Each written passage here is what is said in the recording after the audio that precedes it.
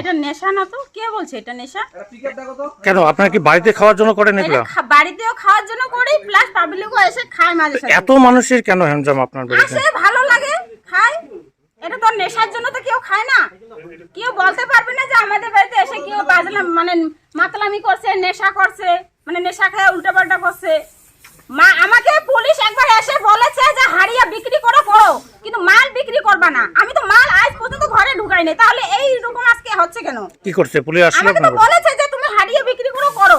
হাড়িয়ার মধ্যে কোনো ইসে নাই, মানে হাড়িয়া কোনো নেশা হয় না। থাকে না। আচ্ছা, কি নাম আপনার? অনিতা মুন্ডা। এই যে আবার এইভাবে কেন হচ্ছে বলো? এই এলাকায় আপনি বিক্রি করছেন, এটা তো এলাকার বদনাম হচ্ছে না?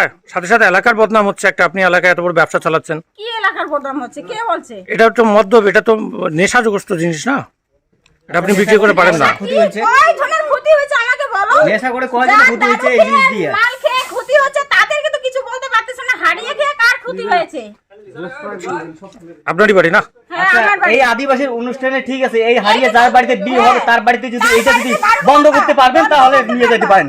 এটা তো কোনো মাল না, না এটা কি এই মাল নাকি? এটা হ্যাঁ? মাল না চুল্লু বানাচ্ছি? এটা আমাদের হ্যাঁ? বাড়ির যদি বিয়ে যদি বন্ধ করতে পারেন আমাদের, ঠিক আছে।